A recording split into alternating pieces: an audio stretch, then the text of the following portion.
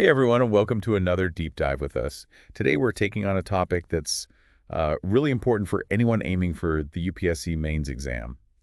Definitely. And not just for the exam, but also for really getting a grasp on how India's developing, you know, Infrastructure. exactly, infrastructure. So let's imagine ourselves in the examiner's seat for a minute.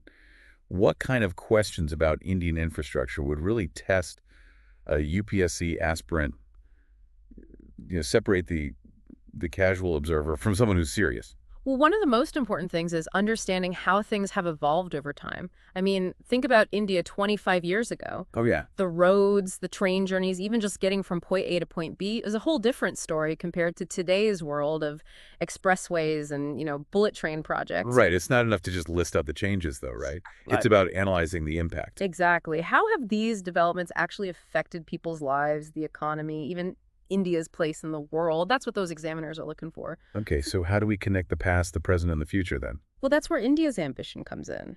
They've got this goal of reaching a USD 30 trillion economy by 2047. Oh, yeah, I've heard about that.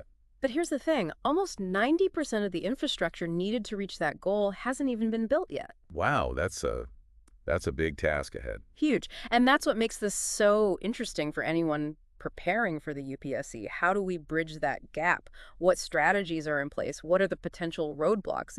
Those are the questions that separate the casual observer from someone who's really serious. Okay, so let's figure out where we stand right now. The World Bank's Logistics Performance Index. I think that's a pretty good indicator, right? It tells us how efficiently goods are moving within a country, and India is currently ranked 38th. Right, not bad, but definitely room to grow, especially considering India's global ambitions. Okay, so let's get specific. We've seen some big changes in roads and highways, haven't we? Since 2000, India's road network has practically tripled. And we're not talking about those old pothole-ridden roads anymore either. No, we've got modern expressways now, GPS-based toll systems. It's a completely different experience. It is, but I guess the examiners want to see more than just that we know these things exist. What they're hmm looking for is those economic and social implications, right? Exactly. How has this expanded road network affected rural communities? Are there environmental costs? You need those layers of analysis to make your answers stand out. So it's not enough to just say, hey, we have more roads now. We need to explain why that matters. Exactly. Well, for instance, the government's been focusing on connecting those rural areas with roads. Over 374,000 kilometers of rural roads have been built since 2014, connecting something like 99% of those habitations. That's a huge achievement. It's Mm. not just about being connected, though. It's about giving people access to healthcare, to education, to markets. All of that leads to rural development and upliftment. But it also brings up some tough questions about funding. Who's paying for all of these roads? What about the private sector's role? Right, because private sector participation has been pretty big. Toll collections have hit over Rs 2.1 trillion in the last 25 years. That is a lot of money, and it highlights something else that UPSC aspirants need to think about. How do we balance private investment with public good? Are tolls fair for everyone? Can regular people afford them? Let's shift to railways, another area with tons of changes. India's first bullet train project is going to be finished by 2026. Imagine that train zipping between Mumbai and Ahmedabad at 280 kilometers an hour. It's going to be quite a sight. And the progress on electrifying those broad gauge tracks is amazing, too. We're at 93.83% as of December 2023, compared to just 21,801 kilometers back in 2014. That's a massive jump. But what about safety? That's always a concern with railways. Yeah. There have been some big accidents, but the data actually shows that there are fewer serious accidents overall over the past decade. Yeah, and that change in the trend is important. It suggests that things are improving safety protocols, technology, the infrastructure itself. But it's still an area where the government is constantly being watched, and the UPSC might ask you to break down how effective those various safety measures really are. So we've talked land transportation. Let's move to the maritime sector. India's got this goal of becoming a top 5 shipbuilding nation by 2047, and they're willing to invest a huge amount to get there, about Rs 54 trillion. It's a bold goal, and we're seeing big projects emerge like that mega port at Galathea Bay, and then there's the India, Middle East, Europe Economic Corridor. This is all about making trade connections on a global scale. Like a modern-day Silk Road. It kind of is, but think about this. What are the geopolitical implications of these projects? How do they fit with India's foreign policy goals? And how will they affect existing global trade routes and alliances? those are some things to think about. Definitely. And then there's the Sagarmala project. This aims to modernize our ports, develop coastal communities, and make those connections along India's coastline even better. It includes 839 projects with an investment of Rs 5.8 lakh crore. And it's a great example of where the examiners might try to trick you up. Yeah. They might ask something like, is the Sagarmala project a success? And to answer that, you need to have the data, the critical insights to give a balanced response. Exactly. What are the wins? What are the challenges? How does it stack up against similar projects worldwide? Okay, let's talk about flying. The aviation sector has seen a huge change. Weekly domestic flights have gone from just 3,568 in 2000 to a whopping 22,484 in 2024. A huge increase. And a big reason for that growth is those low-cost carriers. Right. They've made flying something that millions of Indians can now afford who couldn't before. But this brings up some questions about how the market works. How has the rise of these low-cost carriers affected the established airlines? What about competition and ticket prices? And how has it all impacted the profitability and long-term health of the sector as a whole? That's a lot to unpack. Yeah. I think we need to dive into those questions more in the next part of our deep dive. Absolutely. We've got so much more to cover, from urban transport systems to ropeways and the challenges facing India's big infrastructure ambitions. Right. So much to discuss. We'll be back soon with part 2, where we'll look at some specific case studies and examine the impact of all this development on various sectors of the Indian economy. Don't forget to hit that subscribe button and give us a like if you're finding this helpful. See you soon. Welcome back, everyone. In part 1, we kind of set the scene, talking about India's infrastructure transformation, all the progress, but also those big goals for 2047. And we touched on how important it is to think critically about all this, not just for the UPSC exam, but for understanding what it really means in the real world. Right, because it's easy to just list all the achievements, but those examiners, they want to see you go deeper. Analyze why things are happening, not just what's happening. Exactly. So let's try that out with a real example. The Delhi-Mumbai Expressway, a flagship project, part of the Tharatmala Pariyojana. It's a perfect way to see how modern infrastructure can change how we connect and really boost the autonomy. This expressway is huge, 1,386 kilometers long, 8 lanes access controlled. Yeah. It cuts the travel time between Delhi and Mumbai from 24 hours down to just 12. Think of what that means for businesses, logistics, even tourism. And it's not just about speed either. Think about safety. They've built in advanced traffic management systems, trauma centers, even helipads for medical emergencies. Wow, they thought of everything. But how does a project this big even get started? The funding must be enormous. And that's where understanding public-private partnerships comes in. That's crucial for the UPSC. The Delhi-Mumbai Expressway is a prime example of how the government can use private investment for these massive infrastructure projects. So that's one way to deal with the money issue. Yeah. But what about those projects that are about connecting India with the rest of the world? Like that India, Middle East, Europe economic corridor we talked about. That corridor is a whole other level. It's not just roads and railways. It's about making a whole new trade route that could reshape global commerce. Imagine it, a network of maritime and rail routes linking India's west coast all the way to Europe, going through the Middle East. It's like a modern Silk Road. Yeah, it kind of is. But think about this. What does it mean geopolitically? How does this fit into India's foreign policy goals? And how will it affect existing global trade routes and those relationships? Those are some big questions. They are.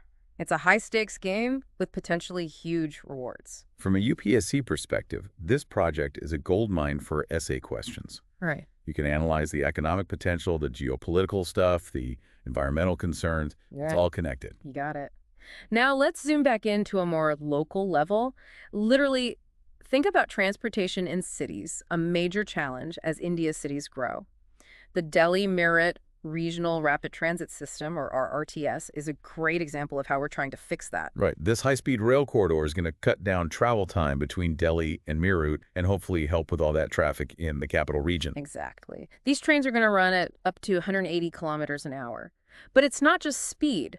The RRTS is also designed to be environmentally friendly. Oh, really? Like how? Well, they've got regenerative braking systems that capture energy when the train brakes in solar-powered stations. It's a model for sustainable transport in cities. That's really cool. So we've talked about roads, railways, even massive corridors across continents.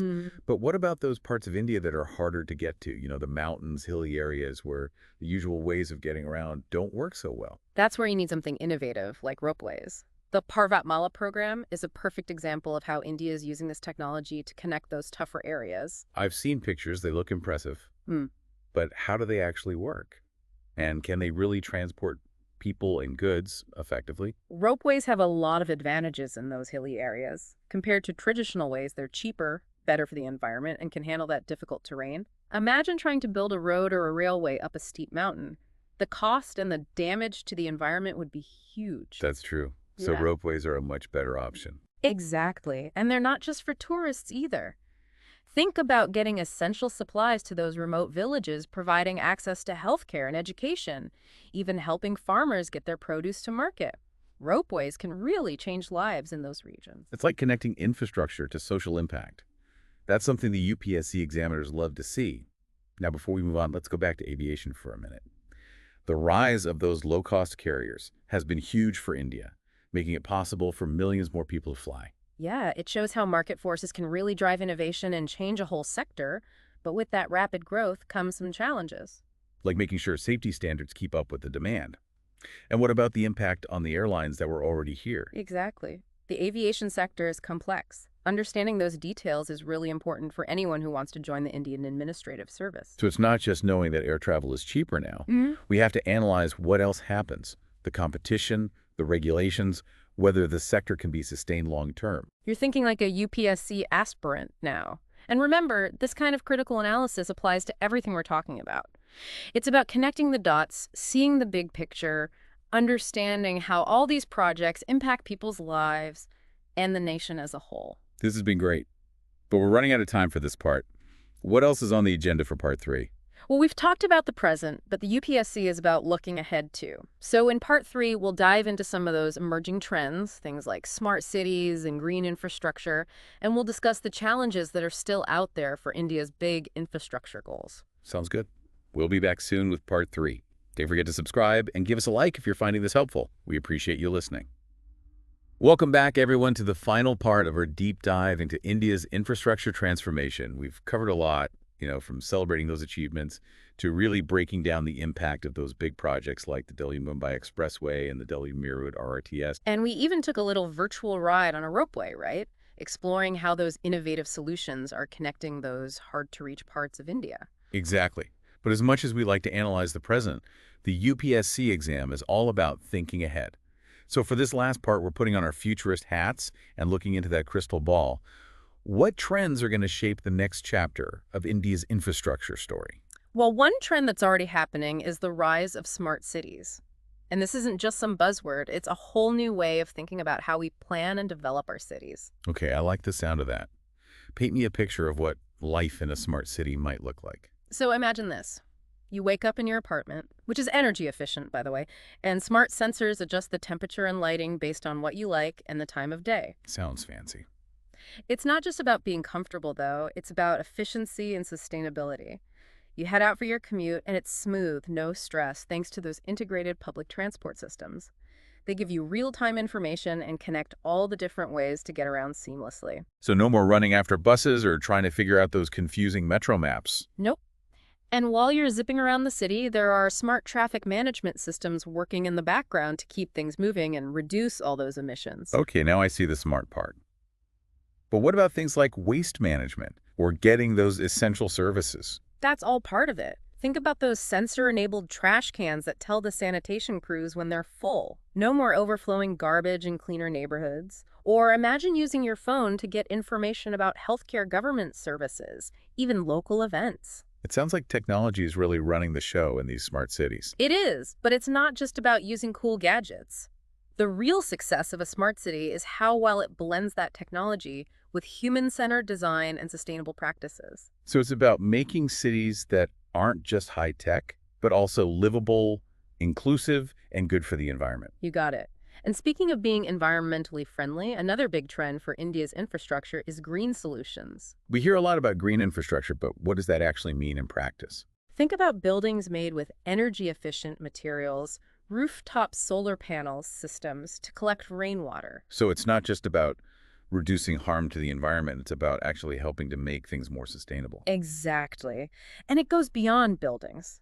Imagine transport systems that prioritize electric vehicles, bike lanes, walkways that are friendly to pedestrians, We're talking about cities where people can get around easily without relying so much on cars. That sounds like a breath of fresh air, literally.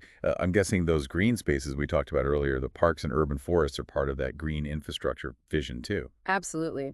They make our cities look nicer, but they also help with things like air quality, temperature control, and they're like green lungs for city dwellers. Okay, so we've got smart cities and green infrastructure. What else should UPSC aspirants be thinking about? We can't talk about the future without mentioning technology. And I don't just mean the latest gadgets, I mean those big advancements that can totally change how we design, build, and manage our infrastructure. Okay, give me the highlights. What are those game changers? Artificial intelligence and machine learning are already making a difference. Imagine AI systems that can predict and stop infrastructure problems from happening, optimize traffic flow, even design buildings and structures that can withstand natural disasters. So AI isn't just making our infrastructure smarter, it's making it safer and more sustainable too. Exactly. And then there's the Internet of Things, or IoT, where sensors in bridges, roads, buildings are always collecting data on their condition, traffic patterns, energy use, you name it. It's like giving our infrastructure a nervous system so we can see how it's doing in real time. Perfect analogy. That real-time data can be used to make maintenance more efficient, fix problems before they get big, and just make everything work better. That's incredible. What about blockchain technology? I know it's doing a lot in other areas, but how does it apply to infrastructure? Well, blockchain can change the way we finance and manage these big projects. Because it's decentralized and transparent, it can streamline all those transactions, reduce the risk of fraud, and make it easier to see where the money's going.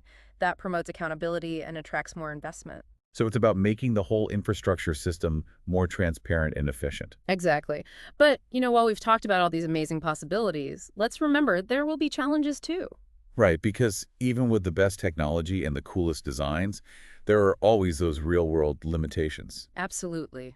Things like finding the money bureaucratic hurdles, making sure our workforce has the skills to keep up with all these new technologies. These are all things we need to be proactive about. So it's not just about having the vision, it's about having the right policies, the resources, and the skilled people to turn that vision into